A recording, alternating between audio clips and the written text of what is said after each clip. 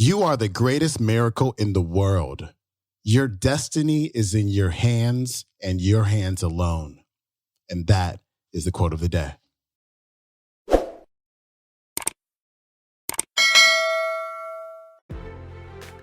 Welcome back to the Quote of the Day show. I'm your host, Sean Croxton of SeanCroxton.com. Today we've got Og Mandino back on the show covering two more of his principles for living a successful life. Here's Og. Another old secret. You don't know how good you are. Wise men have been telling you for centuries that you're only using about 10% of your potential. Now, you're no fool. When you hear that now, you know how to play the game. You're wise. You nod your head like, you really, yeah, you buy that. You're right. Yeah, I'm only using about 10%. But we really don't believe them when they tell us that. Most of us are too busy instead thinking up reasons why we know we can't make it. And when somebody else does succeed, how quick we are to think, wasn't he or she lucky? It's so much easier to feel sorry for yourself, isn't it, than to realize that you are the greatest miracle in the world. And your destiny is in your hands and your hands alone, no matter how you kid yourself. You are in complete control of your tomorrow.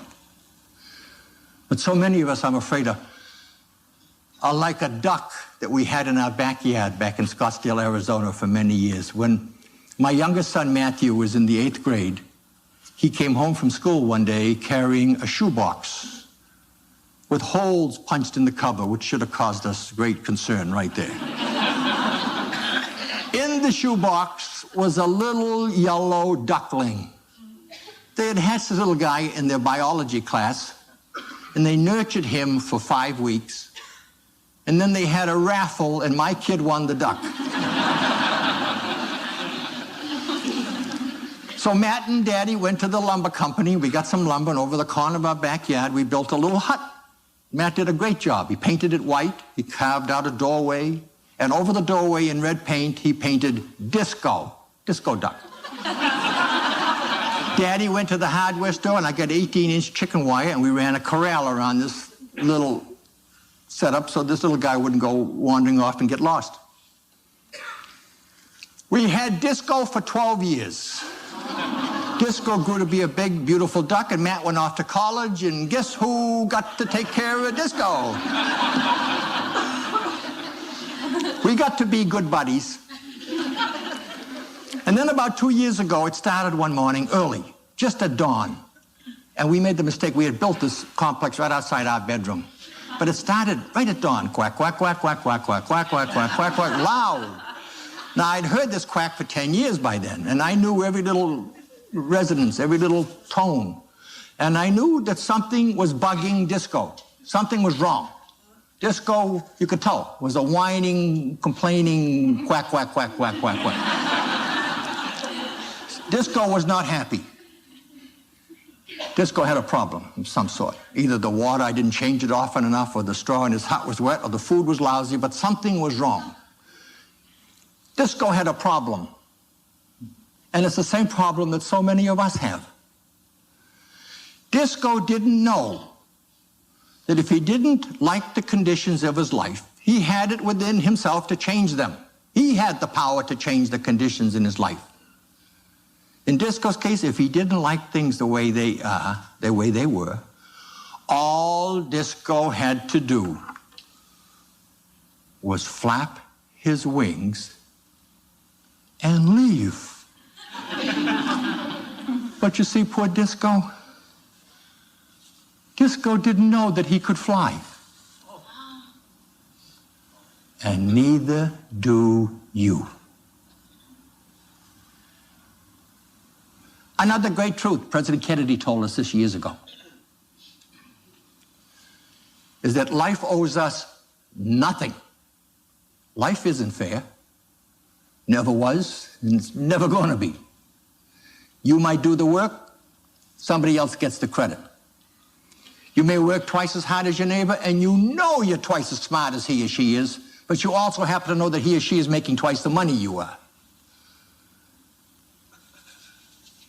There are many times in life when we get a bad hand dealt to us. How do you play a bad hand when you get one? Do you hang on, refusing to quit, even though there's no guarantee you'll succeed? Or do you whine and you pity yourself because you are convinced that your problems are so much more terrible than anybody else's? Poor baby. Years ago, when I was editing Success and Living in Chicago, I developed a lovely friendship with a man called Wilton Hall, who had his own little magazine down in South Carolina called Quote. It was a monthly magazine, contained a whole bunch of quotes each month, and it was great. Wilton sent me this card. This is the actual card I've had, 25, 30 years. It's starting to fall apart. But I fell in love with this thing. And I've shared it with I don't know how many audiences since then, but I use it for me too. Because whenever I hit things during the day that aren't going exactly the way I want them to go, poor baby, again, and I start to feel sorry for myself for some dumb reason or other, about 3 minutes with this little paper straightens me right out. And I'd like to share it with you tonight. It's called Lord, Forgive Me When I Whine. Today upon a bus, I saw a lovely girl with golden hair. I envied her. She seemed so gay and wished I were as fair. When suddenly she rose to leave, I saw her hobble down the aisle. She had one leg and wore a crutch. But as she passed, a smile. Oh, God, forgive me when I whine. I have 2 legs. The world is mine. I stopped to buy some candy. The lad who sold it had such charm. I talked with him. He seemed so glad. If I were late, 'twould do no harm. And as I left, he said to me, I thank you. You have been so kind. It's nice to talk with folks like you. You see, he said, I'm blind. Oh, God, forgive me when I whine. I have 2 eyes. The world is mine. Later, while walking down the street, I saw a child with eyes of blue.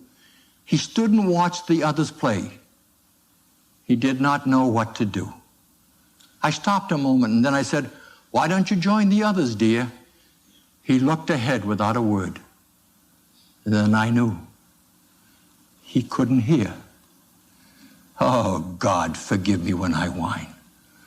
I have 2 ears. The world is mine. With feet to take me where I'd go, with eyes to see the sunset's glow, with ears to hear what I would know. Oh, God, forgive me when I whine. I'm blessed indeed. The world is mine. We sure do forget to count our blessings, don't we? And any morning that you awake, and this happens to the most powerful, dynamic individual, so don't feel it's just you. Any morning that you awake and you don't want to go out there and face that terrible, cruel world, you don't want to go out there and make that first sales call, you don't want to go down and face that ugly boss in the office, you don't want to go anywhere. You just assume go into the closet, hold the door closed, suck your thumb, stay there. Happens to everybody. I see a lot of nodding heads, but it happens to everybody. It happens to the most powerful individual. I'm going to give you a prescription that will knock all of that out of your mind and send you out there with blue sky and sunshine and birds singing and music, and it'll work every day. And it'll never fail, and it won't cost you a penny. And it's going to do more for you than your steak and eggs and your orange juice or your coffee and anything to get you out there with the right frame of mind to do a good day's work. The next morning that you awake with this attitude, I don't want to do it. I don't want to even get out of my pajamas. I just don't stay put. I don't want to do anything. And it happens to everybody, not just... Here's all you have to do to change that around in 10 minutes and send you out into the world like the person you are and the person you can be. All you have to do to change that mood is pick up your morning newspaper. Now, under no circumstances should you look on the front page, because then you really want to get in the closet and hide. So forget the front page and just open your newspaper. Just open your newspaper to the page with the death notices on it.